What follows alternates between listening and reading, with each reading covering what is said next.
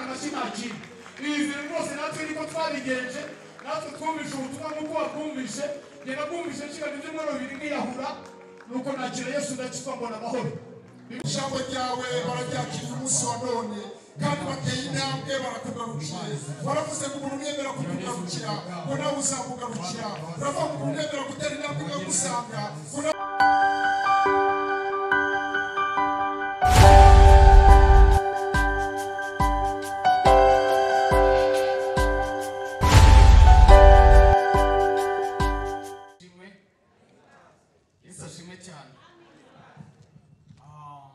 abaje nyuma nitwa Pastor Kayitare Jean Baptiste gaturuka ikabarondo ni mu karere ka Kayonza mu ntara y'Iburasirazuba ni muri region ya Nyagatare muri paruwasi ya Kabarondo. Ndashimira Imana inyemereye kuboneka hano nahoze mbwira Pastor twazanye ni aba bantu bari hano ni hafi kiba cya kabiri cy'intara yose y'Amajyepfo bishobora kuvuga abantu aho bagiye baturuka ntangarira Imana. Ndashimira Imana rero iduhaye umwanya muri stade ya Muhanga kugira ngo tugeze ku bantu ijambo ryayo. Ntabwo ari hano muri stade gusa badukurikiye, ntabwo ko dufite chaîne y'ivugabutumwa nise ibihumuriza ibihumbi, ntabwo ari igihumbi. Arabajya bambira ngo utwagukurikiye ku bihumuriza igihumbi, igihumbi cyabari gike ahubwo ni ibihumbi. Iyo uvuze ibihumbi ntabwo biba bibarika, kandi ni muri Bibiliya honyine hari ibihumuriza.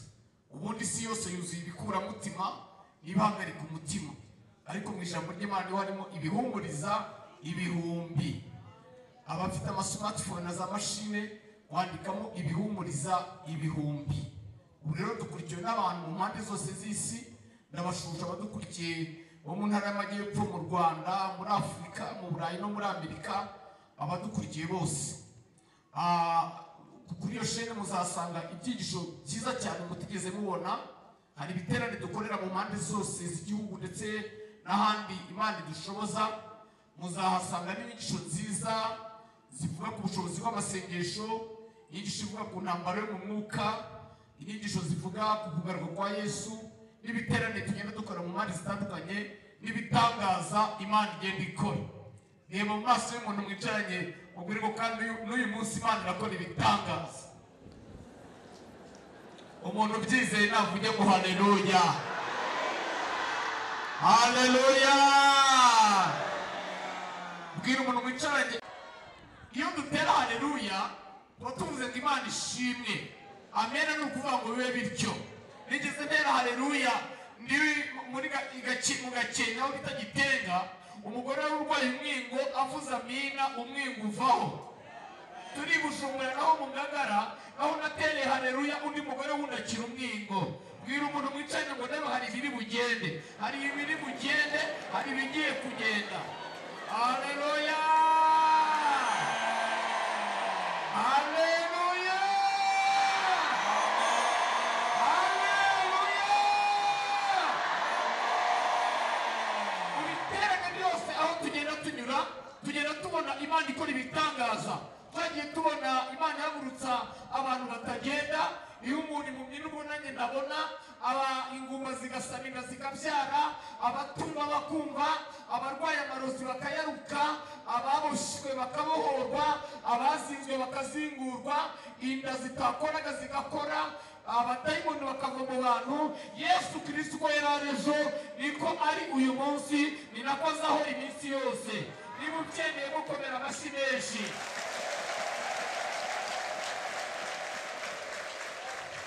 Haleluya, haleluya. Imana ihabwe icyubahiro. Ndagira ngo dusome ijambo ry'Imana. Turasoma mu gitabo cy'Ibyahishuriwe Yohana, turasoma igice cya 4 umurongo wa 1 n'uwa 2. Indi mirongo tuza gusoma ndaza kuyibabwira. Igitabo cy'Ibyahishuriwe Yohana igice cya 4 umurongo wa 1 n'uwa 2. Ibyahishuriwe Yohana igice cya 4 umurongo wa 1 n'uwa 2. Mutwaye magambo aravuga ngo Yohana yerekwa intebe y'ubwami. umurongo wa mbere uravuga ngo hanyuma y'ibyo ngiye kubona mbona mu ijuru urugi rukinguye, kandi numva rya jwi nabanje kumva rivugana nanjye rimeze nk'iry'impanda rimbwira riti zamuka uze hano nkwereke ibikwiriye kuzabaho hanyuma y'ibyo. Muri ako kanya mba mu mwuka, nuko mbona intebe y'ubwami iteretswe mu ijuru, mbona n'uyicayeho. Amen. Amen. Amen. Ndangura amajwi muzitunganye ariko kuzikoramo. Muzitunganye byahoze bivuga neza, none bivuge neza kurusha uko byavugaga. Amen. Haleluya. Reka nongere senge gato. Mana ndagushimira ko unyemereye guhagarara imbere y'ubwoko bwawe bungana gutya muri iyi stade. Ndagushimira icyubahiro cyawe n'izina ryawe risumba n'amazina. Mpagaze aha ni umwanzi wa Satani, ni umwanzi w'abadayimoni bose.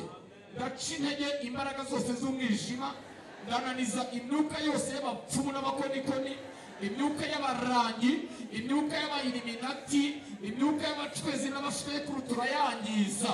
Turasenya ubwami bwose bwa Satani, turakubita hasi imikorere yose ya kidayimoni. Ndasabye Mana ngo icyubahiro cyawe kigaragare hano. Ndagusabye ngo iri jambo rikomereshe ibimenyetso n'ibitangaza. Uwaje arusha ataha aruhutse, uwaje aboshye ataha abohotse, uwaje arwaye ataha akize, uwaje atakuza ataha akumenye, uwaje yaraguye ataha abyutse, uwaje yaracitse intege ataha yashubijwemo imbaraga. Urakoze Mana ko ibyo byose ari byo ugiye gukora muri iki giterane. Bisabye nizeye ko unyumva data mu izina rya Yesu Kristo w'i Nazareti. Amen. Haleluya.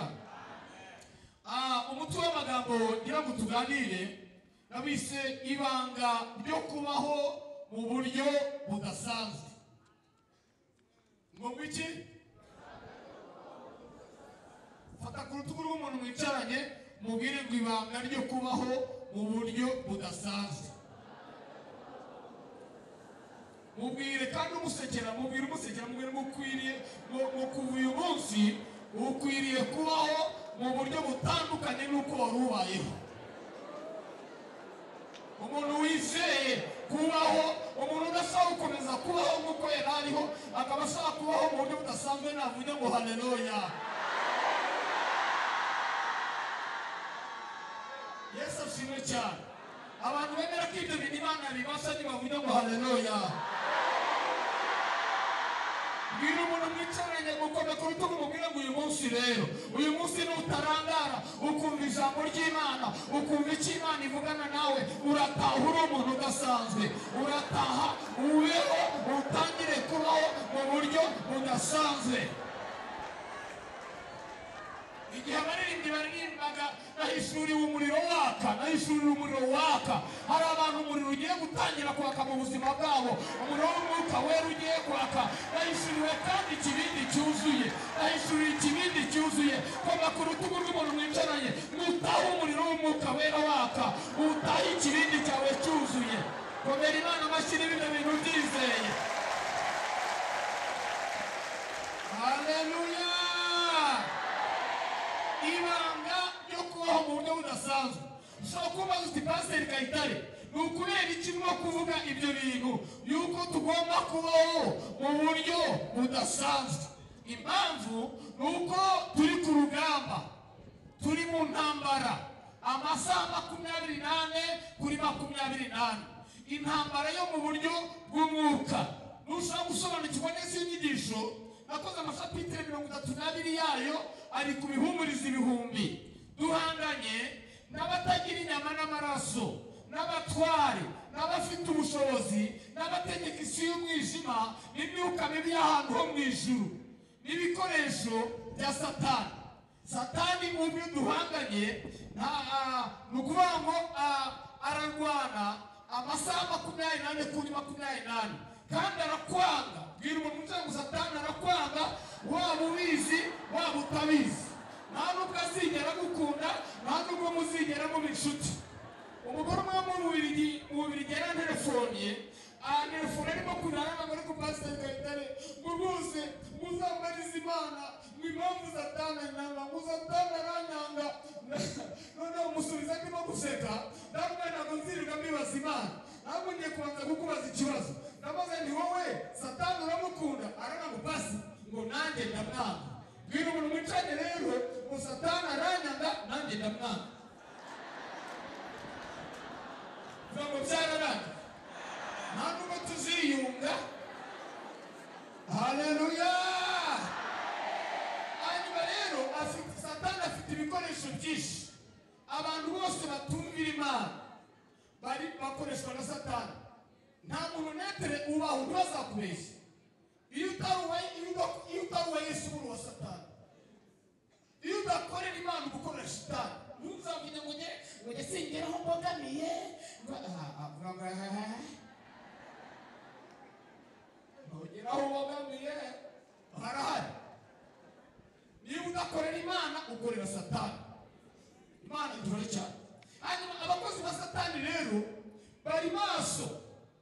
Nigeze kumva icyegeranyo kimwe bavuga ko muri Amerika nibura mu bantu 10 abantu 4 baba ari abasataniste. Mu bantu 10 nukuba mu mugani wabo bitabaye Illuminati, abaframaso, urumva ibyakure byitwa barangi basiga bajya no ku misozi gusenga.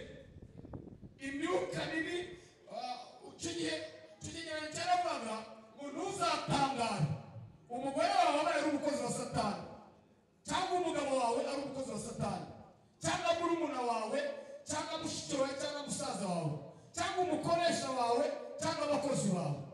Nukuvuga abantu biyeguriye Satani ku buryo buteye ubwoba. Abarozi barimo bararoga birenze uko mubyumva n'uko mubivuga. Nukuvuga ngo baramaramaje muri iyi myaka y'iherezo gukorera Satani mu buryo budasanzwe. Baritanga bagatanga n'ibitambo byinshi ku badayimoni kugira ngo bakorere Satani, bakunde bamerere abantu nabi. Muzatangare abantu mucuruza ibicuruzwa bimwe bakora baratanze ibitambo ku badayimoni, abandi batanze ibitambo babitangira abana babo kugira ngo abawe bagubwe nabi. Bariya basinga abakobwa ngo ntibazarongorwe, akenshi biba bigira ngo ababo barongorwe.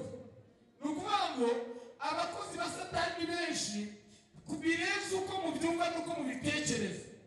Hanyuma bajya bavuga hari uduce tubamo abarozi baguruka, nka za marabi, harimo abagendera ku myeyo, harimo abagenda hejuru y'amazi. Ni ukuvuga ngo abakozi ba Satani barahari ku buryo buteye ubwoba birenze uko abantu babyumva n'uko babitekereza. Hanyuma ibi ntabwo mbivugiye kubatera ubwoba, ahubwo mbivugiye kubakomeza. Abo bantu rero ntibasanzwe. Abo bakozi ba Satani babaho mu buryo budasanzwe. Nigeze kumva ubuhamya bwitwa Emmanuel Mosi wajyaga agenda munsi y'amazi akagenda mu marimbi akabaho mu buryo budasanzwe. Ni ukuvuga ngo akoreshwa na Satani.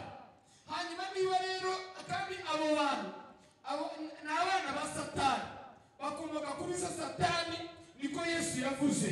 Ni ukuvuga ngo abo bantu imibereho yabo n'imitekerereze yabo n'imikorere yabo ntisanzwe. Mujya mwumva abaroga ibiterane, hari abaroga imihanda mw'isi ntambara mu mwuka, kubera ko Satani we ntabwo abera hose icyarimwe, ahubwo yagiye ashyira ibikomangoma ahantu hatandukanye, mu migabane itandukanye, mu bihugu bitandukanye, mu ntara zitandukanye, mu mirenge itandukanye, mu tugari no mu midugudu na buri nzu. Satani yayishinze igikomangoma kiyishinzwe, na buri muhanda, na buri ruzi, na buri shyamba, na buri gasozi, na buri murima, mbamenyera ibanga, na buri korari, na buri torero ifite igikomangoma kiyishinzwe. Ibintu bijya mu matorero ni ukubera ibyo bikomangoma. Na buri ngo nibyo bisenya ingo, na buri muntu ku giti cye. Satani ari maso kuko azi ko afite igihe gito, kandi abakozi be ni benshi cyane. Niba ari uko bimeze rero, kugira ngo tubashe kubabanaho, bwira umuntu mwicanye ngo kugira ngo ubabaneho, ubatungane, mw'abakobwa mwe murambagizwe bahari, babazinge mwerekanwe, babazinge musabwe, babazinge mukobwe, mushingirwe, mubyara abahungu n'abakobwa, bakozi kugira ngo mubakorane, abafite amakampani kugira ngo kampani zanyu zikore ibintu bigende neza, nuko mubaho mu buryo budasanzwe.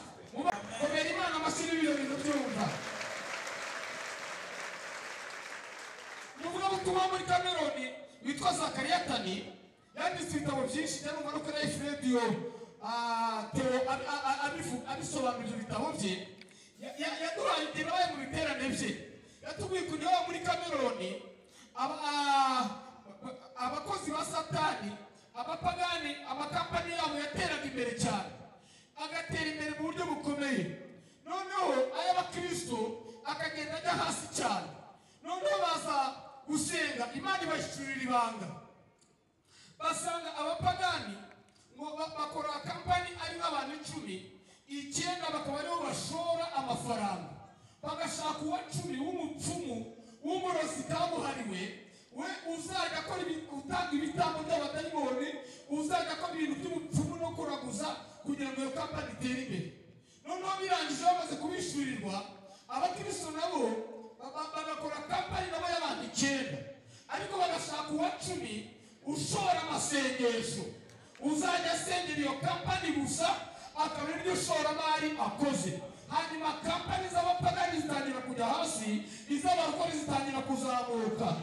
Zaburi ya 27:7 aravuga ngo dore barunamye baragwa, naho twebwe turahagurutse turemye. Bwira umuntu mwicaye n'ibanga ryo kugira ngo buname bagwe, twe duhaguruke twebwe, nuko tubaho mu buryo budasanzwe. Ntabwo murimo kubyumva, niyo mpamvu byumva mama akomeye Imana amashyi.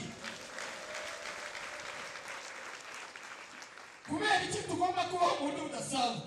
Nuko natwe turi abantu badasanzwe. Nayo ndimo mbwira abantu ngo iyi si bazayishora n'abantu batari abantu neza. Abo bakozi ba Satani, igice kimwe aba ari umuntu, ikindi ari dayimoni.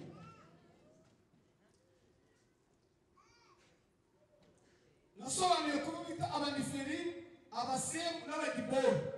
Abo bantu ntabwo banditse muri Bibiliya, banditse mu gitabo cyitwa igitabo cya Enoki. Iki gitabo cya Enoki ntabwo cyanditse muri Bibiliya, ariko Bibiliya ibyanditse muri icyo gitabo irabyemera.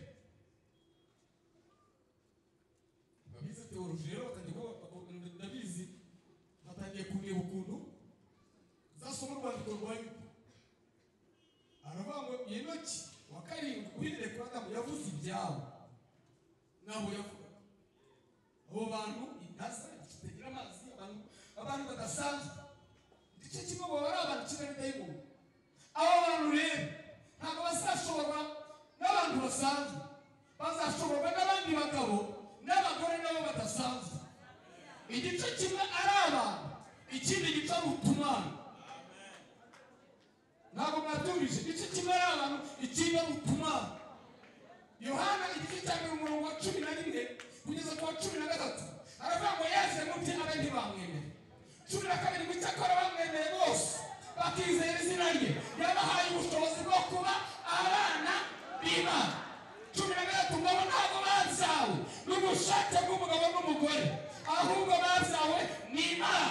Haleluya, amina, amina, haleluya. Irembo ryo kwinjira kubaho uri umuntu udasanzwe, icyambere ni ukubyarwa n'Imana, ukavuka ubwa kabiri ugahinduka umuhungu cyangwa umukobwa w'Imana. Haleluya, haleluya, haleluya, haleluya. Amagambo dusome muri igitabo cy'Ibyahishuwe rero, igitabo cyanditswe na Yohana intumwa, ari nawe wanditse ubutumwa bwiza, yandika inzandiko, yandika n'Ibyahishuwe. Aha yari mu kigo cy'Ipatimo, arimo yerekwa ibya Yesu, avugana nawe. Ntabwo ndi kuvugaho byinshi kubera umwanya, nshaka kuvuga ibintu byinshi mu mwanya mutoya. Hanyuma Yohana amaze guhishurirwa ubutumwa yagomba guha amatorero 7 yo muri Asiya, amaze no kubandikira ngo mbona nuko hanyuma y'ibyo, bwira umuntu mwicaranye ngo hanyuma y'ibyo, hanyuma mubwira ngo ibyo umaze iminsi unyuramo hariho hanyuma yabyo, hariho hanyuma yabyo. Ntabwo ari uko bigomba kumera, hariho hanyuma y'ibyo. Ntabwo ibintu bikomeza kumera uko byari bimeze, ntabwo bizakomeza kwifata uko byari byifashe, ntabwo ari uzahora ukananijwe n'abadayimoni, ntabwo uzahora uvogerwa n'imyuka mibi n'abarozi. Hariho hanyuma y'ibyo. Hanyuma y'ibyo ntabwo mbona mu ijuru urugi rukinguye. Haleluya! Komba ku rutugu rw'umuntu mwicaranye, mubwire ngo reba uko utarebaga, reba uko utarebaga, urebe mu ijuru, urebe urugi rukinguye. Mu ijuru urugi rurakinguye, kandi uwarukinze, uwarukinguye ni Yesu. Niba ukingura ntihagire umuntu ukinga. Aravuga ngo mbona mu ijuru urugi rukinguye. Haleluya, haleluya. Mbona ijwi rimeze nk'iry'impanda. Ndagira ngo mbabwire ko hari ijwi. Amen, amen. Umuntu wicaye ibumoso bwawe, wicaye ibumoso bwawe mumariza izina rye. Niba unarizi ongera urimubaze, nawe umubwire iryabo. Mubaze izina rye, nawe umubwire iryabo. Amen, amen. Kandi ubimubwire useka, mubaze izina ryawe, nawe umubwire iryabo. Haleluya, haleluya. Bwira umuntu mwicaye ngo ubu none ngiye kuguhanurira. Mubwira ngo ngiye kuguhanurira. Mubwira ngo nawe kandi urahanura. Ndagira ngo mwese muhanure. Mubwire ko hari ijwi. Muhamagara umuvuze mu izina. Muhamagara umuvuze mu izina cyane. Muhamagara umuvuze mu izina cyane. Mubwire ngo hari ijwi. Hari ijwi rimeze nk'iry'impanda, ririmo kuvugira muri stade Muhanga. Rivuga ngo zamuka, zamuka, zamuka. Muhamagara umuntu mwicaranye umuvuze mu izina. Hari ijwi rimeze nk'iry'impanda, hari ijwi rimeze nk'iry'impanda, ririmo kuvugira muri iri teraniro. Rivuga ngo zamuka. Muhamagara umuvuze mu izina. Muhamagara umuvuze mu izina. Mubwire ngo hari ijwi rimeze nk'iry'impanda, rivuga ngo zamuka. Zamuka uve ku rwego rwo hasi, zamuka uve ku myumvire yo hasi, zamuka uve ku misengere yo hasi, zamuka uve ku mitekerereze yo hasi. Zamuka. Haguruka witere hejuru uvuge ngo nazamutse. Haguruka witere hejuru uvuge ngo nazamutse. Komera Imana amashyi menshi.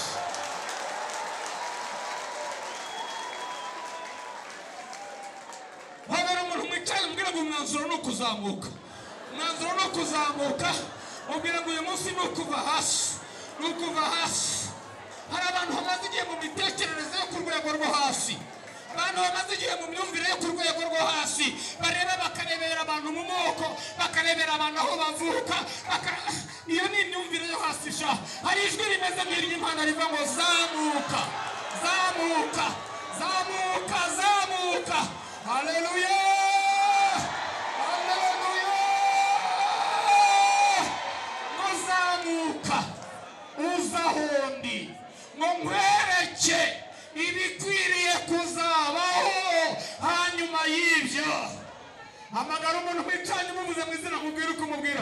Hamagara umuvuze mu izina. Mubwire ko hari ibindi bikwiriye kubaho, hari ibikwiriye kubaho hanyuma y'ibyo. Ibyo umaze igihe ucamo, hari ibindi bizabaho hanyuma y'ibyo. Abantu bakeneye kumenya ibizabaho hanyuma y'ibyo barimo kunyuramo. Niba tugira ngo haleluya.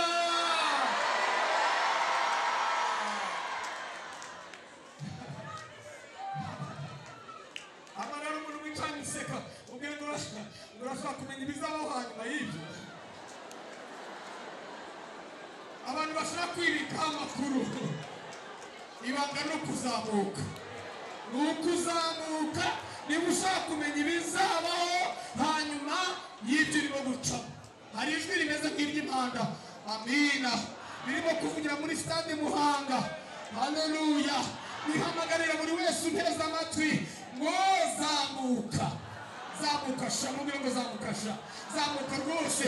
Igihe wabereye hasi kirahagije. Igihe wavugiye n'abantu bo ku rwego rwo hasi birahagije. Igihe wasengeye amasengesho yo ku rwego rwo hasi, kwisobanura mu buryo bwo hasi, ibiganiro byo mu buryo bwo hasi, imitekerereze yo hasi, imikorere yo mu buryo bwo hasi. Zamuka, zamuka, zamuka uve muri iyo myumvire, zamuka uve muri izo ntege nke, winjire mu mbaraga. Haleluya.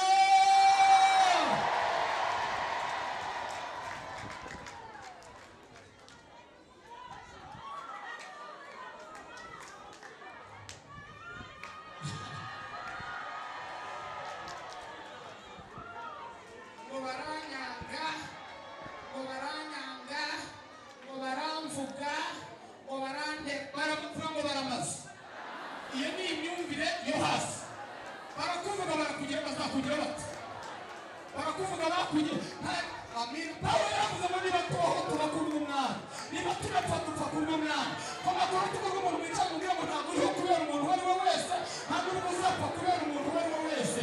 Akazi ufite n'Imana yakaguhaye, urugo ufite n'Imana yaruguhaye, fiyanse n'Imana yamuguhaye, ntabwo uzabivanaho Imana itabivanyeho. Niyo yonyine Bibiliya ivuga ko ikinga ntihagire umuntu ukingura, ni nayo yonyine ikinga ntihagire umuntu ukingura. Hari ijwi, mubwire ngo hari ijwi, mubwire ngo hari ijwi we.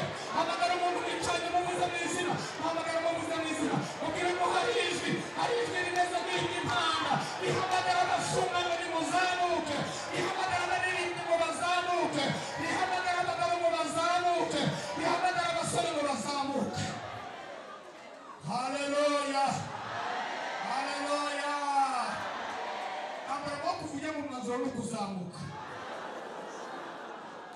Uhereye none ntabwo ndi bukomeze kubaho kuko nari mbese.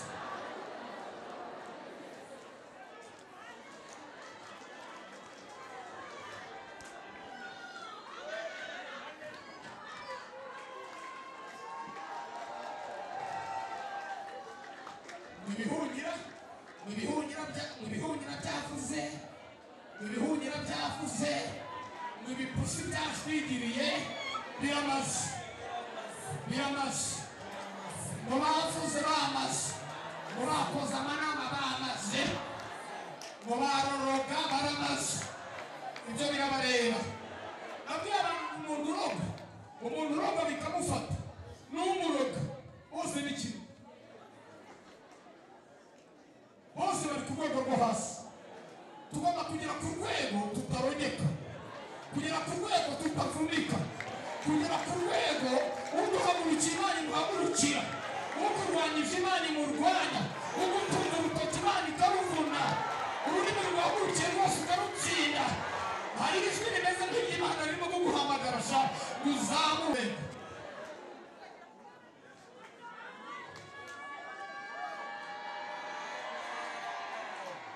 Abantu bajya baterefona ngo Pasiteri Kayitahe ngo nsenge ndashaka kwimuka aho ntuye.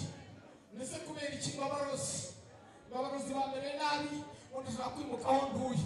Ni ukuri ko Imana yo mu ijuru njye sinshobora kwimuka. Umurozi azimukira iwe, natimuka akizwe, nadakizwa pfe.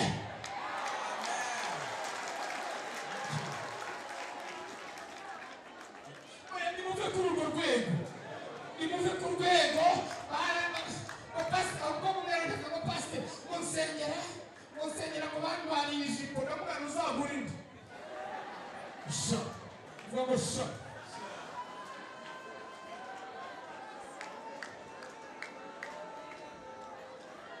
Oya mu ikibazo ngo nibyo bayikozeho baramaze. Turumoko butavunika. Amen, amen. Haleluya, haleluya, haleluya. Hamagara umuntu wicaye iseka niba yabikuziranye, muhamagara umuvuze mwize museka, muhamagara umusekera, mubwire ko hari ijwi rimeze nk'iry'impanda ririmo kuvuga ngo zamuka, ugera aho Imana iri, ugera aho Imana irisha, ugera aho Imana ituye, ugera aho Imana iba, kugira ngo umenye ibikwiriye kuzabaho hanyuma y'ibyo. Abantu bafite amakuru nibavuge ngo haleluya.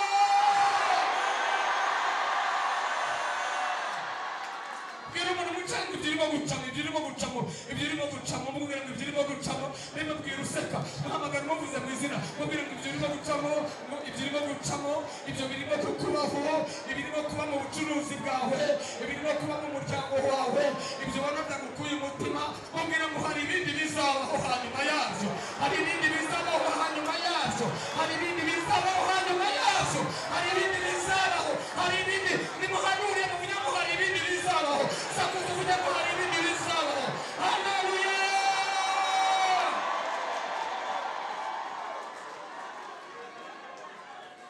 Abantu bafite amakuru nibavuge ngo haleluya. Goreti yahoze avuga ngo mukagenda ukwihengeka ahantu, hari igihe wihengeka ahantu ukamenya amakuru sha.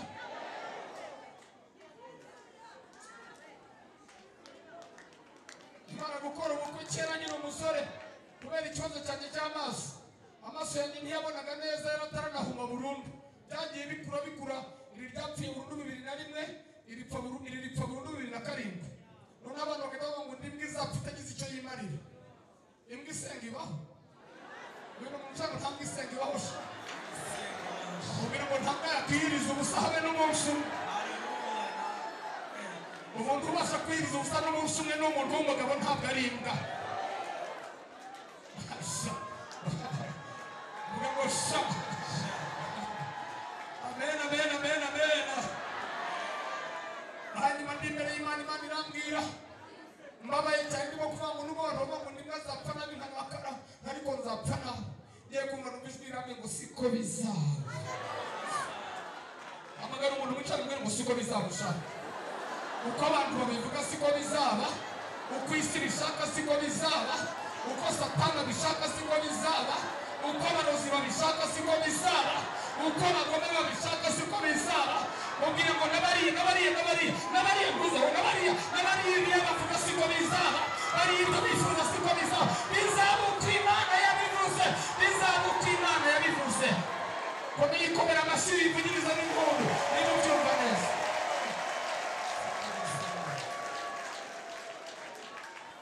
niba ushaka kubaho muri ubwo buzima kugira ngo umenye ibikwiriye kuzabaho hanyuma y'ibyo va ku rwego uriho ujye ku rundi rwego uzamuke rwose amen amen haleluya bavuga batavuga baroga bataroga birabareba vuga ngo birabareba umunsi umwe nari ndi muri Nyakabiga i Bujumbura maze kubwiriza mu rusengero rumwe noneho Imana ibishurira umudamu wari urwaye paragisi wo mu idini ntashaka kuvuga izina kubera impamvu z'akazi kubera impamvu z'akazi noneho Imana irambwira ngo hari habaye ibitangaza bikomeye cyane Imana yakije abantu mu buryo bukomeye urusengero rwuzuye hari ku mugoroba nka saa moya abandi bahagaze hanze mu madirishya Imana irambwira ngo nazi uwo muntu urwaye iyo ndwara imbwira n'idini rye ndarivuga irambwira kandi nataza ntabwo ari bukire abandi badamu bagenzi be bari bamuzanye bamuteruye batinya kumuzana Imana irambwira ngo nataza ntari bukire baramuterura baramuzana induzi iravuga mu rusengero mwatuza Yesu umwami n'umukiza kuko ntiyizeraga ko Yesu ari umwami ntiyizeraga ko Yesu yapfuye bimusubirishamo nanjye vuga ngo bimusubirishamo arabyatura ndagize murambikaho ibiganza arahaguruka arahagarara abamuzima aragenda induru ziravuga undi mudamu wo mu idini ryabo wo ku rundi rwego araza tugiye kujya kuri hoteli aho nararaga ajya ku modoka twari turimo atangira kuyisigaho ibintu inyuma ayitongeraho ibintu umushoferi aramubona muri televizeri aramwirukankana aramusiga atekereza kubona umugore yirukanka asiga umuhungu w'umusore aramusiga ndi kuri hoteli aho nararaga ngiye kuryama igini riraza ririnjira rizamukira mu idirishya rizamura ukuguru gutya rizamura n'ukundi rirunama gutya rirambura ukuboko kwari kuriho intoki ziriho inzara zimeze nk'ibikoha by'inkoko rigiye kuniga umuriro umpubukamo urarikubita rigenda rishwigira nk'injangwe inizwe n'imbwa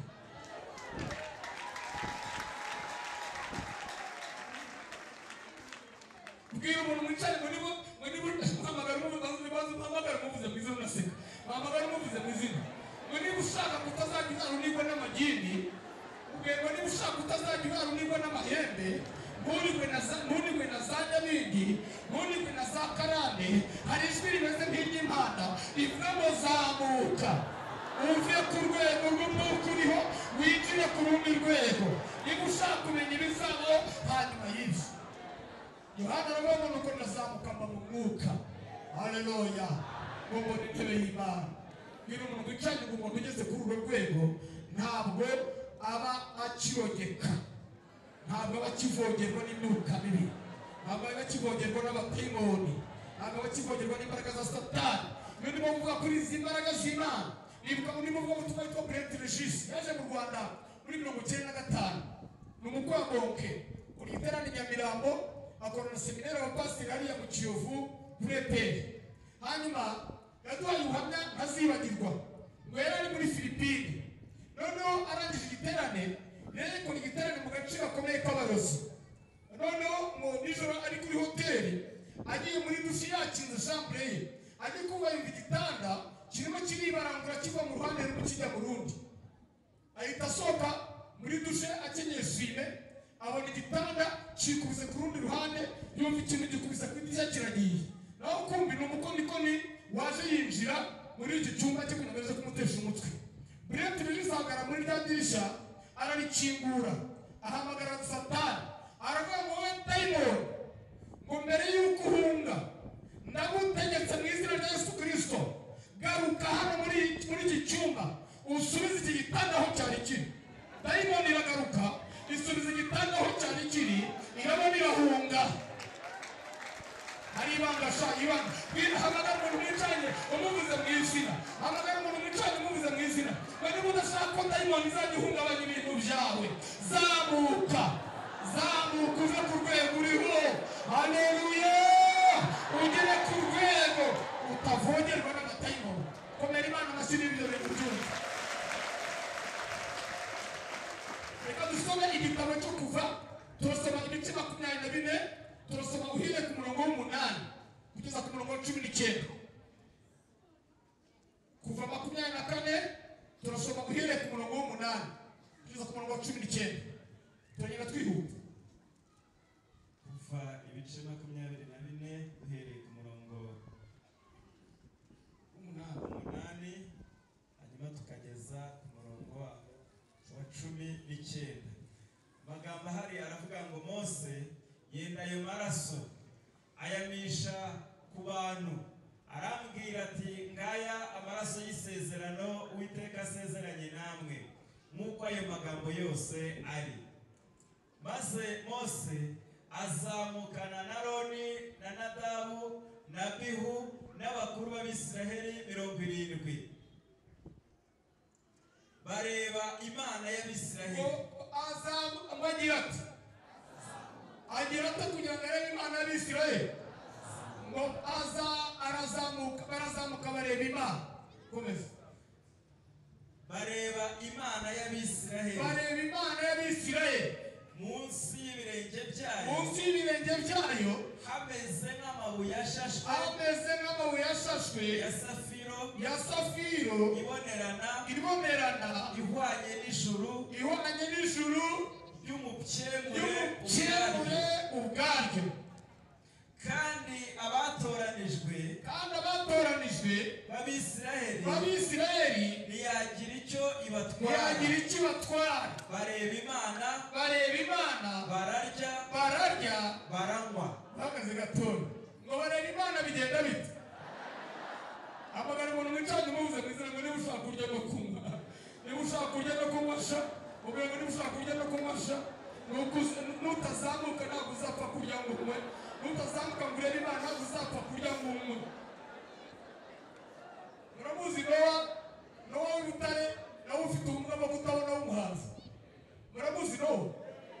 Yarambwiye umunsi umwe ndimo nganira abantu ijambo ari mu rugo, aravuga ngo pasiteri ngo uzi impamvu ngo batazareba Imana, batazaga ntibanawe ngo bene ibiryo babihagazeho. Niyo maso y'umuntu mucyane mbwira ngo bene ibiryo babihagazeho sha, mbwira ngo bene ibiryo babihagazeho sha, nutazamuka ntabwo uzabibaryana. Niba ushaka kumubwira mwongorere mubwire gake, muhamagara umuvuze mu izina gakeya, hamagara umuntu mwicaye umuvuze mu izina gakeya, mwongorere mbwira ngo niba ushaka kubibaryana, niba ushaka kubibaryana hari ibanga, hari ijwi rivuze nk'iry'Imana, mubwire ngo zamuka uve ku rwego uriho, mwere kwivuga ngo baranyanga, ngo barandiye, barandenganije, barakuriye. Ninde ugushinze? Mumbariza ngo ninde ugushinze? Ni wowe wiriye, ntawakuriye. Ninde se ugushinze?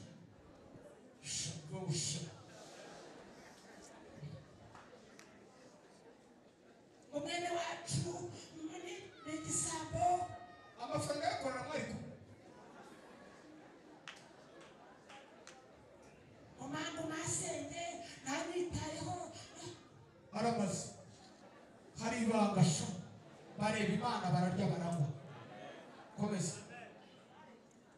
wa 12 Uwiteka ntabwo wareba Imana uri hasisha uri kuri urwo rwego ni ukuri ndakurahe uri kuri urwo rwego rw'iyo myumvire n'iyo mitekerereze n'iyo mirebere n'iyo miganirire yawe iwe ntabwo yiwe n'iyo mitelefone yawe izo SMS zawe none se bazabuzwa n'iki kukuzinga ngo bagufate wararyamanye na fiancé ubwo butarama niba kuzinga bizagufata gusa si wowe wizinze ngo sha komeza murongo wa 12 Uwiteka abwira Mose ngo ahamagara umuntu wicaye muvuze mu izina muhamagara muvuze mu izina niba Uwiteka abwira Mose wowe uvuga izina ry'uwo Uwiteka abwira Nzeyimana fata kuri umuntu wicaye mubwira ngo Uwiteka abwiye n'Uwiteka abwiye Nzeyimana atizamuka uzahondi umusozi ukomeye bwira umuntu wicaye ibanga n'ukugumayo sha ibanga n'ukugumayo n'ukuzamuka kandi ukagumayo haleluya haleluya haleluya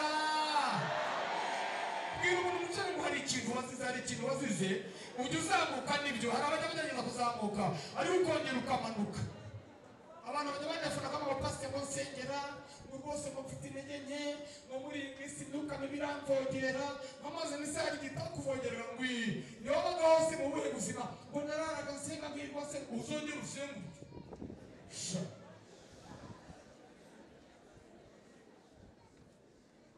nudasenga utyo bazakubesha bajya bagusukaho amavuta baguze muri alimentation hariya kandi utari uko waje ni kumwe wakira kinzaga yari watabutsemo kane ngo buri wese yigerereye buri wese yisengere none ubu nabona umwanya wo kugusengera amasengesho nasengeye Mukabinama akazuka Mukabinama n'umugore wawe ubwo uzi ko namusengeye amasaha 6 nabona yewe uvuga gusha none se wowe amasaha wayabura kandi mu masengesho n'ubitaho kandi ukandiki kalite na quantité birakora abantu bagibera Imana bakayipipa bakagira ngo basenze ndagushimira Imana ko banyarinde kwa mugitondo kiza amasaha ijoro ryose urara nanjye mwami izajya bizira Yesu amen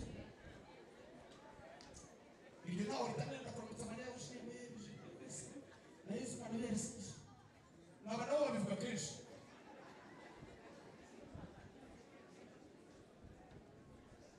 abantu babipima bakagira ngo basenze umwami wacu Yesu yararaga ku musozi asenga bugacya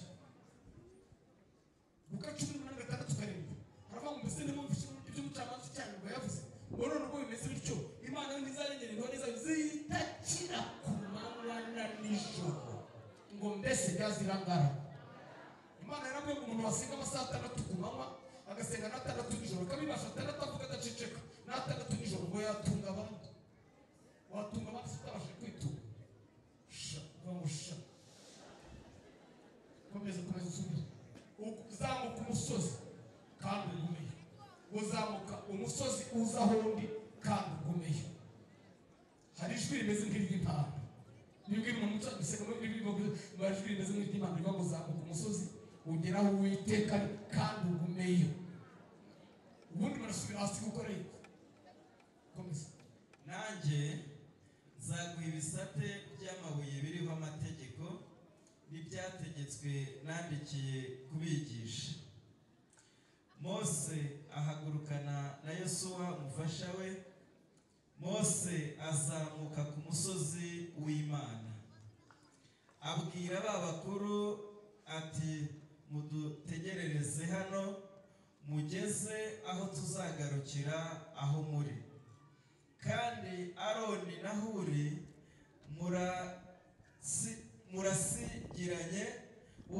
murasigaranye ushaka kuburana abasange Mose azamuka kuri uwo musozi cya gicuku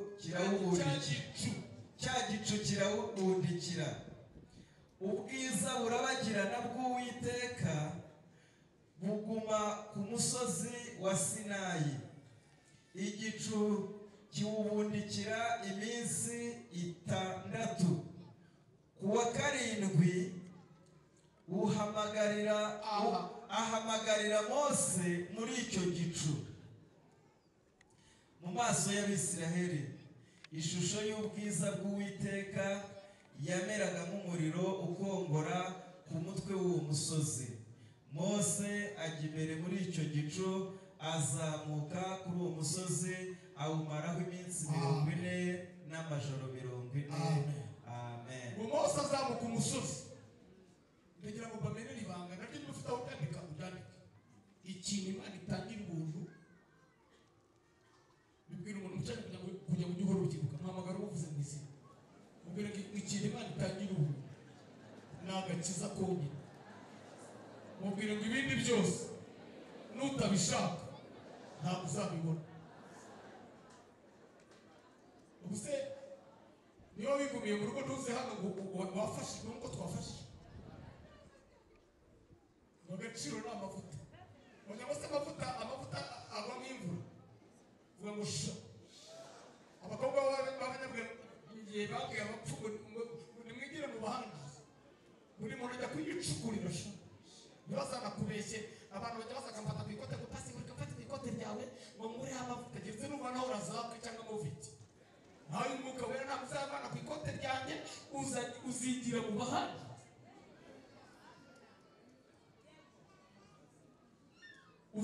uzizamukira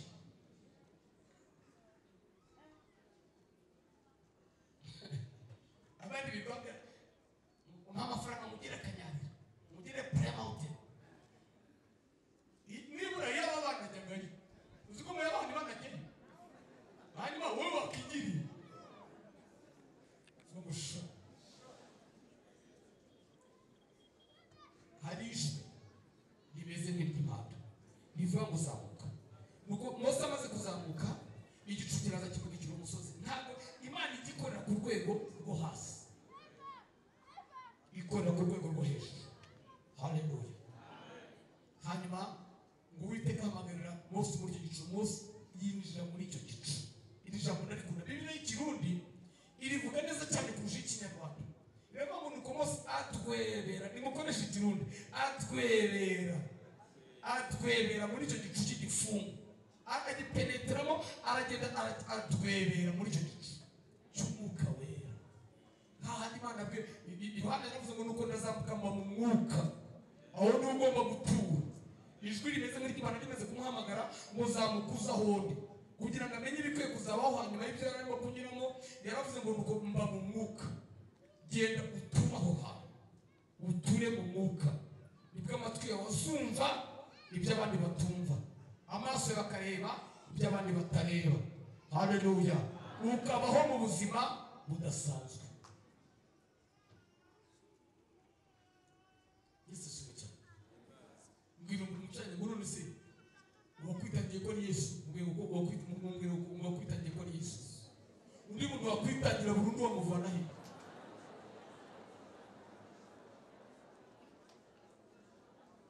Hari ijwi rimeze nk'iry'Imana. Mubwire ngo hari ijwi rimeze nk'iry'Imana rivuga ngo zamuka uve ku urwo rwego ugere aho Imana iri. Haleluya. Haleluya. Haleluya. Bibiliya itwereka abagabo n'abagore bari barazamutse bagera ku rwego rukomeye. Amen. Haleluya. Haleluya. Eliya yari yarazamutse agera ku rwego rukomeye. Harabazi ko haguruka abarozi bonyine. Mwari muzi ko na Eliya yaguruka kandi harabagira ngo Eliya yagurutse bwa nyuma yagurutse rimwe cya gihe igihe yatandukanaga na Elisa. Hari abantu bazi ko nicyo gihe yagurutse bwonyine. Bwira umuntu ucanye mu bwira usika ngo yanabisanga gusha yarasanzwe aguruka. Igihe ahura na Obadiya akamubwira ngo genda ubwira aho uko ndi hano. Obadiya yaramuzi yaramubwiye ngo none ngo none najya kubimubwira bagasanga umwuka yakujyana ahandi. Bwira umucanga yarasanzwe amujyana, umwuka yarasanzwe amujyana. Haleluya. Bwira umuntu umucanga ugomba kuba ku rwego nawe ujyanwa n'umwuka, kandi biravuga ngo abayoborwa n'umwuka w'Imana bose nibo bana b'Imana. Nuko uva hasi rero ukava mu misengere yo ku rwego rwo hasi, mu myumvire y'uko wumvaga ibintu. Ndababara cyane iyo mbona abantu birirwa baramya Satani, birirwa bamuhimaza, bavuga ngo Satani, abadayimoni barakomeye, abantu bajya ikuzimu nibo bakire. Ikuzimu hari ubutunzi buruta ubwo mu ijuru. Niba banajyayo namwe mujye mujya mu ijuru. Sha vuga ngo sha. Hari ahanditse ko ifeza n'izahabu ari ibya Satani. Ifeza n'izahabu ni ibyabo, isi n'ibiyirimo ni ibyabo. Inka zibira amashyamba zo ku misozi igihumbi ni izabo. Mubwira ngo hari ijwi rimeze nk'iry'impanda rivuga ngo zamuka. Niba ushaka guhura n'ibintu by'Imana, zamuka. Haleluya, haleluya, haleluya. Eliya yarasanzwe aguruka, na Filipo yaragurukaga. Filipo amaze kubatiza ya nkone, yavuye kuri Yorodani ngo abonekera mu Azoto. Kera muri za 1996 twari turi mu giterane hano mu mahugurwa hamwe y'abapasiteri. Niba hari bagiye mu kiruhuko kiza gukoresha ko bari bahagira ngo pasiteri Rugazura yaduhaye ubuhamya. Rugazura mbega bahira abina, pasiteri Rugazura abina ari hano se, yaduhaye ubuhamya mu gihe ntabwo nzabyibagirwa. Iwabo muri Kongo muri za 1973 habaye intambara y'amoko. Noneho umugabo witwa Ndege ngo abanzi baramugota n'amacumu n'imiheto n'imiri, bari abantu amagana n'amagana bamugose bashaka kumwica. Noneho bamaze kumugota barimo bamusatira, bavuga ngo nasenga irya nyuma. Ndege arambura amaboko aravuga ngo Uwiteka, ngo wowe y'Abisirayeli amagare n'amafarashi n'abara. Ahumirije arambuye amaso ngo asanga ari mu gace k'iwabo muri kilometero 70 uvuye aho abo bantu bari bamugose bashaka kumwicira. Bwira umuntu umucanga ibanga no kuzamuka sha. Hari ijwi rimeze nk'iry'impanda rivuga ngo zamuka. Haleluya. Bibiliya iravuga ngo amina. Mutega ikiguruka kimureba aba yikoze ubusa. Hamagara umuntu mwicanye muvuze mu izina, mubwire ngo hinduka ikiguruka uhereye nonaha. Zamuka uve ku rwego rwo hasi, winjire mu mwuka uhinduka ikiguruka. Bajya bagutema uburozi, uhanywe. Haleluya. Ubukandagira ugende, Imana ishime. Baguterereza amahembe aguhunye. Ariko ibyo bintu murabyemera? Ari igice ndimo gutegura, ntabwo ndayishyira kuri YouTube. Maze gutegura amashapitire 50 yayo. Nayise kubaho mu buzima bw'ibyo twizeye. Wari uzi ko ibintu twizeye ari byo biruta ibindi byose ku isi? Amen. Mwabwira umujyana mubwira ngo wari uzi ko ari twebwe twizera Imana ishobora byose. Abarokore uzi ko ibyo twizera biruta ibyo Putine yizera. Uzi ko twizera datanye ubutwara abatware, turabana b'Imana, turabana b'umutegetsi utegeka abategetsi. Mbariza umuntu mucanye ngo kuwifata nk'uko ari runaka.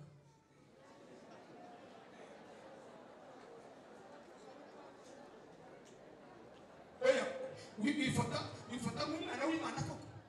Tutabuzukuru babiri bazi ko ari niwe mukire wa mbere ku isi. Baramubwira ngo papa ni ngo mudukore ibintu n'amafaranga mfite guhamagara banki mbize hano, ngo cyangwa uzagenda ugura icyuma cya kindi cyo bashyiramo ikarita mu gitere hano ku nzu iwacu.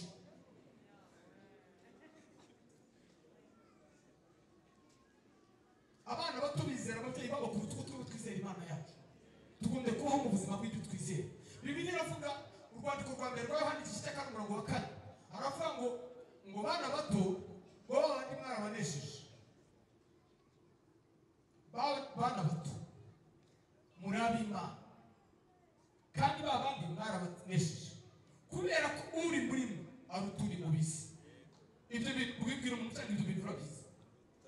urabizi uzi ko kuva mu itangiriro kugeza mu zahishuwe nta na hamwe Bibiliya ivuga ngo Satani azatwirukana. Uzi ko nta na hamwe Bibiliya ivuga ngo Satani azadukandagira. Uzi ko ari twebwe Bibiliya ivuga ngo tuzakandagira inzoka na sikoropiyo n'imbaraga z'umwanzi zose. Uzi ko ari twebwe Bibiliya ivuga ngo tuzirukana abadayimoni. Uzi ko nta na hamwe Bibiliya iha uburenganzira abadayimoni bwo kutwirukana. Hari ijwi rimeze nk'iry'impanda rivuga ngo zamuka uve kuri urwo rwego rwo kwirukanwa n'abadayimoni ugere ku rwego birukana. Va ku rwego rwo hasi wowe ukandagirwa n'abarozi aba ari wowe ubakandagira. Yesu ashimwe cyane. Haleluya, haleluya, haleluya, haleluya. Muracyankunze umuntu mwicanira cyibuka izina rye muhamagara umuvuze mu izina mubwire uko umumbwirira mubwire ngo hari ijwi rimeze nk'iry'impanda ririmo kuvugira muri stade Muhanga rivuga ngo zamuka. Nimutunge ibiganza abashumba mubabwire ngo Imana ibahe umugisha mwateguye iki giterane. Imana ibahe umugisha mwateguye iki giterane. Navuganye n'umushumba kandi ko niba muri gahunda ngiye kujyamo none tuzakora iminsi 3. Amina, amina. Haleluya, haleluya. Yesu ashimwe cyane.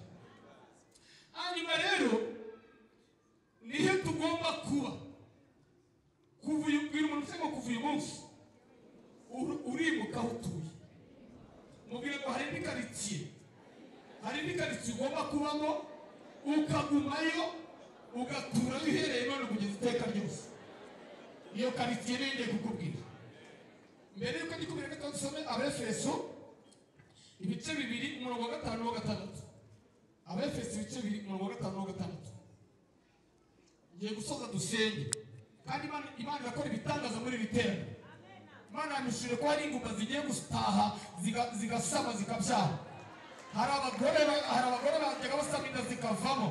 Imana yambwiye ngo iyo wasamiye ngo iyo yavuyemo niyo yanyuma izindi zizavamo. Hari abakobwa bagiye kuzingurwa bakora amakwe. Hari umuntu urwaye ukuguru kw'iburyo kuramuyakina cyane ntabwo azongera kubyumva.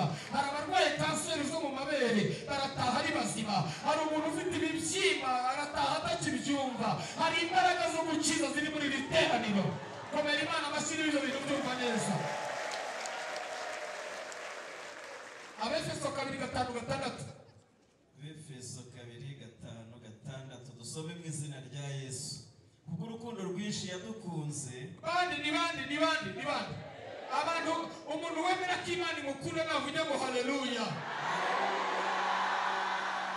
Hamagara umuntu mufate ku rutugu, fata ku rutugu umuntu mwicanye ubwire ukuntu muhanurira. Muhamagara umuvuze mu izina mubwire uko mubwira.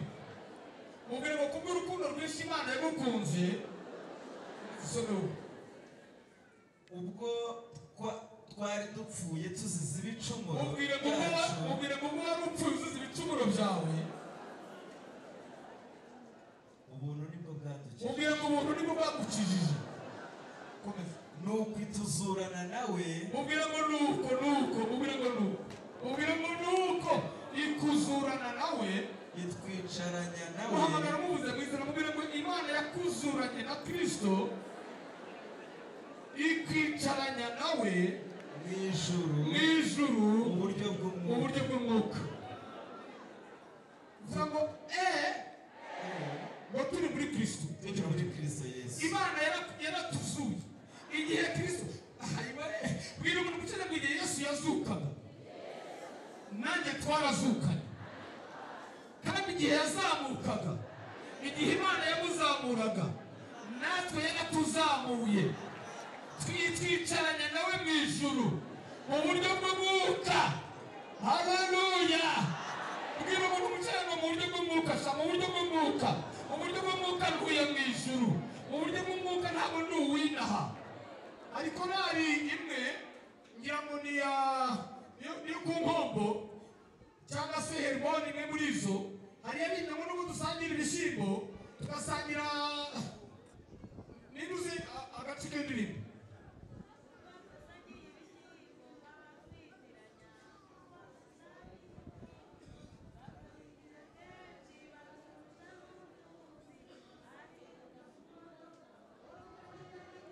Mwambene mikrofoni umuntu akarimba agace konyi.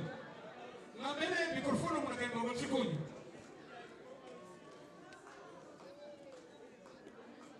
mikorofone ariko mufate mikorofone umuntu ushaka kuririmba ako gace nasi abana b'Imana tugahagarara twe hora ceceka wihorere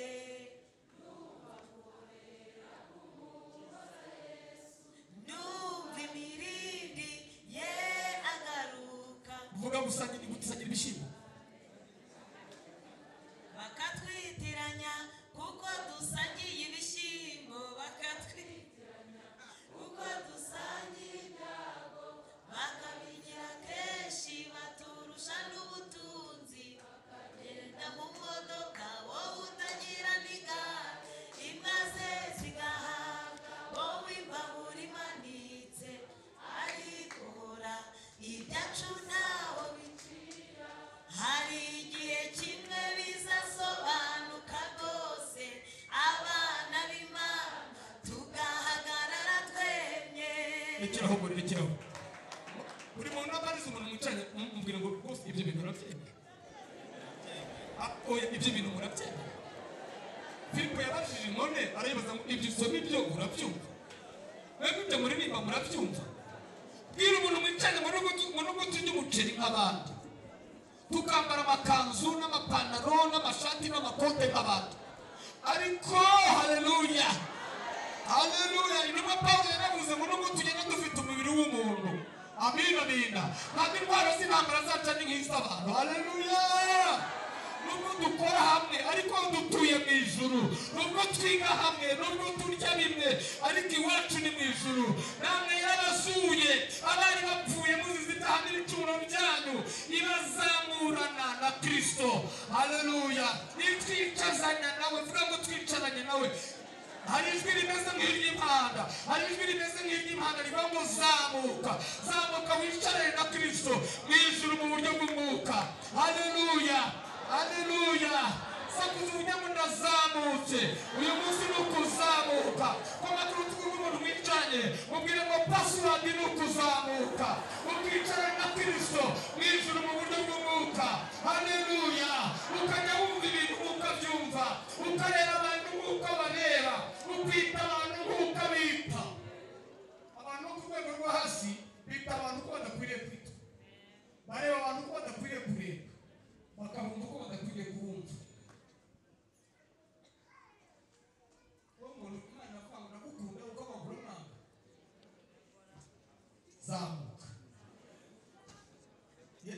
mu cyagiye ujye twazamuranywe nabo twicarana nawe mu ijoro mu buryo bw'umwuka umva rero ayo makaritsiye dutuyemo uko yitwa niho ngiye gusoreza haleluya Abefeso 1:21 kugeza ku 23 umurongo wa 10 wowe urasoma uhere ku 21 kuva kuri 11 ngiye kuvuga mu mutwe aravuga ngo mbasabira iteka uko nsenze kugira ngo Imana y'Umwami wacu Yesu Kristo ibaho umwuka wo guhishurirwa n'ubwenge butumenye mu kugira ngo amaso y'imitima yanyu 18 abone uko ahweza mu buryo mwizezwa n'iyabahamagaye n'ubwiza bw'ibyizaragabera umurongo wa 10 ngo mumenye n'ubutunzi bw'imbaraga zabo zitagira akagero iziha twebwe abizeye izo yakoreye muri Kristo Yesu ubwo yamuzuraga mu bapfuye mu bice 2:5 havuze ngo yamuzuranye nande oya akumuzura yamuzuranye nande yamuzuye wenyine Bibiri itubwiye ko yamuzuye wenyine yamuzamuye wenyine atuye wenyine haleluya haleluya ngo imwicazanye nawe mu ijuru twicazanye nawe mu ijuru mu buryo bw'umwuka ngo ubwo yamuzuraga mu bapfuye soma 21 rero wumve amagambo yafashe umutima wanjye cyane 21 haravuga ngo imushyize hejuru y'ubutware bwose n'ubushobozi bwose n'imbaraga zose n'ubwami bwose n'izina ryose rivugwa uretse muri iki gihe gusa ahubwo no mu bihe bizaza amen ahantu ukwiriye kubutuye kuko Imana yaramuzuye turabyemera natwe yamuzuranye natwe mwemera ko Bibiliya ari ijambo ry'Imana Imana yamuzuranye natwe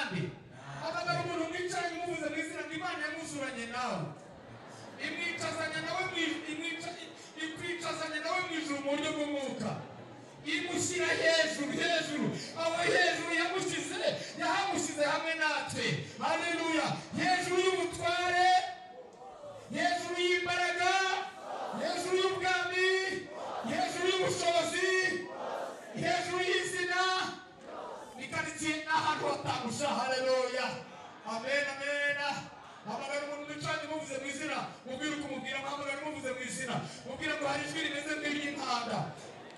Mubivuge cyane, mubwire ngo hari ijwi rimeze nk'iry'impanda rivuga ngo zamuka uturane na Kristo hejuru y'ubutware bwose, hejuru y'imbaraga zose, hejuru y'ubwami bwose, hejuru y'ubushobozi bwose, hejuru y'izina ryose. Sakuza uvuge ngo hejuru, hejuru, hejuru, va hasi. Mubwire ngo va hasi, va hasi uhereye nonaha, va hasi uhereye none, va mu myumvire wari urimo, va mu bitekerezo wari urimo, komeza uhanure, komeza uhanure. Mubwire ngo va hasi, va hasi, va hasi, va hasi. Imana yarakuzuye, va hasi uva ahantu ugomba gutura. Sakuza uvuge ngo izo karitsiye zanjye aho niho ugomba gutura. Sakuza cyane uvuge ngo hejuru y'ubutware bwose, hejuru y'imbaraga zose, hejuru y'ubushobozi bwose, hejuru y'izina ryose. Komera Imana amashyi n'ibyo bintu. Komera Imana amashyi n'ibyo bintu. Haleluya. Bwira umuntu wicaye ngo ntongere kunyitiranya sha, ntongere kunyitiranya, ntongere kunyitiranya. Mubwira ngo nafashe umwanzuro wo gutura hejuru y'ubutware bwose, kuko Imana yanzuranye na Kristo. Haleluya. Imana yaratuzamukanye. Abatabizi bicwa no kutabimenya rero. Umuntu utazi uburenganzira bwe ararenga, ariko ubuzi arabubura. Hari ijwi rimeze nk'iry'Imana. Fata ukuboko umuntu mwicaranye, mubwire ngo haguruka. Muhagurutse, muhagurutse nawe uhaguruka. Mubwire ngo kuva uyu munsi, kuri iyi tariki, va hasi. Kristo, mubwire ngo Kristo yazukanye nawe, yicaranye nawe mu ijuru mu buryo bw'umwuka, hejuru y'imbaraga zose, hejuru y'abarozi bose, hejuru y'abapfumu bose, hejuru y'abakonikoni bose, hejuru y'imyuka mibi yose, hejuru y'imbaraga zose, hejuru y'ubwami bwose, hejuru y'ubushobozi bwose, hejuru y'izina ryose rivugwa. Haleluya. Tugiye gusenga, duhagaze, tugiye gusenga. Buri wese arashyizwe hejuru. Ndashaka kuvuga buri wese asenga, afata umwanzuro, abwira Imana ko avuye hasi kandi azamutse. Abwira Imana ko uhereye none agiye guturana na Kristo mu ijuru mu buryo bw'umwuka. Avuye ku rwego yari ariho, agiye guhinduka umuntu udasanzwe. Ntimuzongere kurya nk'uko mwaryaga, ntimuzongere kuryama nk'uko mwaryamaga mufite ubwoba, ntimuzongere kugenda mufite ubwoba, ntimuzongere kwambara mufite ubwoba, ntihagire umuntu wongera kugukanda. Haleluya. Shyira amaboko hejuru, shyira ijwi hejuru, utangire usenge, utangire uzamuke, ubwire Imana ko uzamutse. Data wa twese mu ijuru, hari ijwi rimeze nk'iry'impanda rivugiye muri iyi stade, rivugiye muri stade. Buri wese nashyira ijwi hejuru, rimpamagara ngo nzamuke, mbe mu mwuka, mbe ku rwego narindiho, mbe ku rwego narindiho. Data wa twese mwiza, tumaze igihe kinini cyane, abana bawe, abahungu n'abakobwa bawe, Satani yaradusuzuguye igihe kinini kuko twari ku rwego rwo hasi, ariko tumenye neza ko turi abahungu n'abakobwa bawe, ko twabyawe nawe, kandi igihe wazukanye natwe. Imana yakuzuranye nanjye, ikuzamurana nanjye, ikicarana nanjye mu ijuru mu buryo bw'umwuka, hejuru y'ubutware bwose, hejuru y'ubushobozi bwose, hejuru y'imbaraga zose, hejuru y'izina ryose rivugwa mu izina rya Yesu. Uhereye none ndakandagira imbaraga za Satani, imbaraga zose z'umwijima, zibwire ko ziri munsi y'ibirenge byawe. Ibyaguhigaga, ibyari biguhagurukiye, imyuka y'abapfumu n'abakonikoni, bibwire ko biri munsi y'ibirenge byawe. Hanurira ubuzima bwawe, bibwire ko biri munsi y'ibirenge byawe, bibwire ko wisobanukiwe, bibwire ko umenya uwo uriwe. Rarabaka wawasha, orarabeshendanadesteka, orarabaka wawaisha Yesu w'i Nazareti Yesu mwana w'Imana tugomba gutura aho hantu kubera ko waratuzuye watuzuranye na Kristo utuzamurana nawe hari ijwi rimeze nk'iry'impanda riduhamagarira gutura hejuru y'ubutware bwose hejuru y'imbaraga zose hejuru y'ubushobozi bwose hejuru y'ubwami bwose hejuru y'izina ryose kuva uyu munsi wa none turashyira hasi imbaraga zose zirwanya abantu b'Imana turashyira hasi imyuka irwanya itorero turashyira hasi imyuka irwanya igihugu turashyira hasi abadayimoni barwanya umurimo w'Imana turashyira hasi imbaraga za Satani mu izina rya Yesu bivuge ukandagira gutya bivuge ukandagira gutya bivuge gira ibyo ubwira ko ushyize hasi gira ibyo uvuga mu mazina ko bishyize hasi mu izina rya Yesu w'i Nazareti biriya byose byakwigaraguraga hejuru biriya byose byari bikuri hejuru by'ibirindwi uhereye nonaha mu izina rya Yesu w'i Nazareti turashyira hasi imbaraga za Satani zose imbaraga z'abakonikoni imbaraga za gishitani zose imbaraga z'abarangi imbaraga z'amagini turazikandagiye mu izina rya Yesu turazamutse mu buryo bw'umwuka turasenya ubwami bwose bwa Satani nakubita hasi imbaraga z'umwijima tunarwanya buri mikorere yose na Satani ku buzima bw'abantu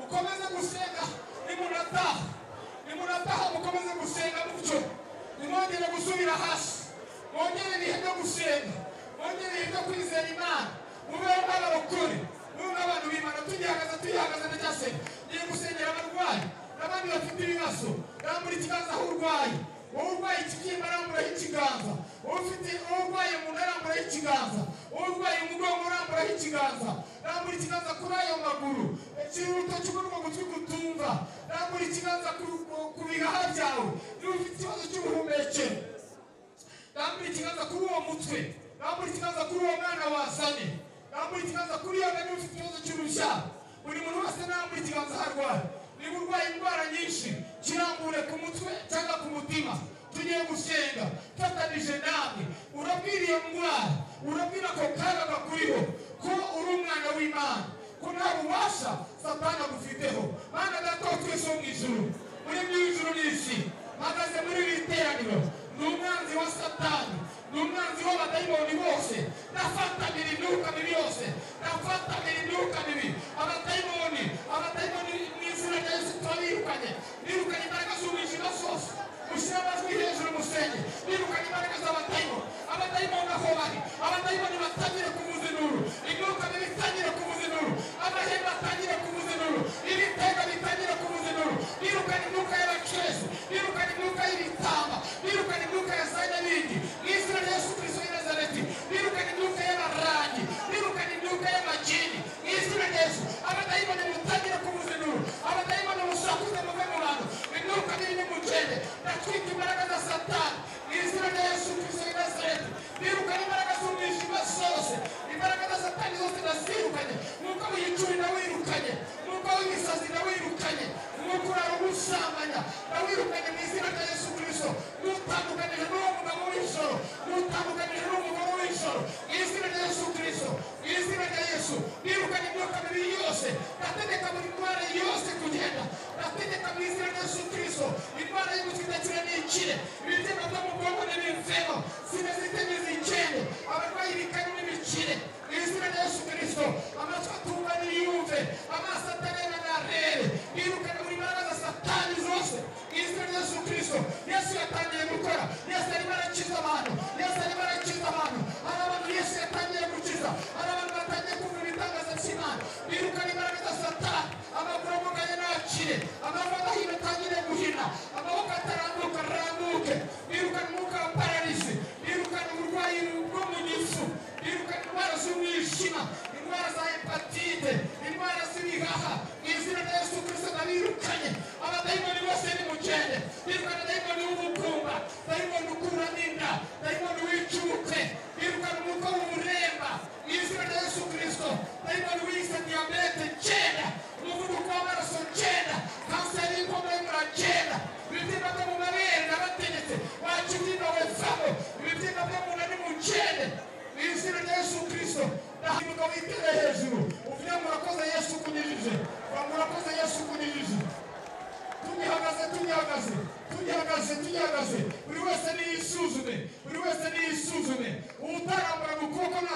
nakurambure were kureba undi muri kumwe utarambura ukuboko nakurambure utahinaga ivi narihine utabasha kunama unama wongere wunamuke wicaraga wahaguruka bikanga wicare wongere urebe arambura ukuboko niba utakuramburaga umuntu uhumetse mu mazuru niba wambaye sinezite ufata uko gutwi gutungaga ufata ukumva wumva ugutumva ko kumeze gerageza umwana muri kumwe niba tumvaga muvugishe muhamagare niba utagendaga niba wose ugendera mu mbago cyangwa ku kibando kirambike hasi niba wose ugendera mu mbago cyangwa ku kibando ifate hejuru gutya ifate ugishyire hejuru utangire utambuke ugendagende tangira utambuke ugifashe hejuru niba ari imbago cyangwa ikibando ifate utangire gutambuka no kugendagenda genda niba utagendaga abantu batagendaga bagende abantu batabasha kugenda nibagendagende abatabashaga kumva nibumve mu izina rya Yesu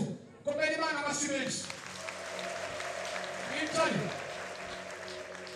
reka nsaba umuntu wumva ari igitangaza Imana ikoze ku buzima bwe muri iri sengesho wumva ari igitangaza Imana ikoze kora muri iryo bere ryari ribyimbye kora hari ikintu bahatondekanaga iyumve wowe uko umeze n'uko wari umeze tutarasenga wumva ari icyo Imana ikoze muri iri sengesho rambura ikiganza ahubwo wumva ari igitangaza Yesu akoze rambura ikiganza barahari bagirambure ngo barahari kuki mudakomera Imana amashyi abari ibiganza bagurikira mu myanya yanyu abandi bari ko bitangaza bagurikira mu myanya yanyu nk'abangana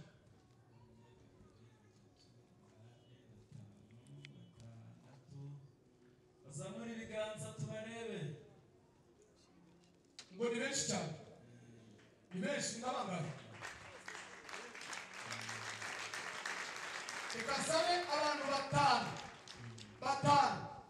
Imana ikora ibintu bifatika wenda akaba yarambaye ikibyimba kikaba kivuyeho akaba atumvaga akaba yumva akaba atarambura vuba akaba kurambura akaba atahinaga ivi akaba arinda batanga abandi batambuke batebuke hano batanu abandi muzashima Imana n'ejo no mu yandi materaniro batanu batebuke batambuke hano izo za rero ntabwo nzivuga yego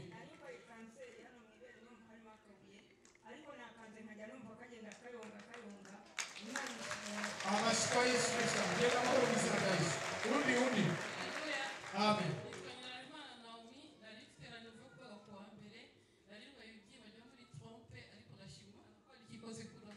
ubibwiwe n'iki amashyi kwa Yesu ngenda amahoro mu izina rya Yesu amen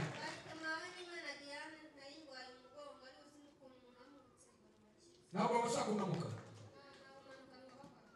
sibuka witereje abantu barebe unamongera unamuke genda amahoro mu izina rya Yesu reka dusoreze kuri abo bandi muzashima Imana mwene materaniro hari abantu benshi babimenye hari abandi bantu ugiye gusengera mbere nimuze Yesu abagiye neza n'abakuru igiterane cyateguwe ku bwabo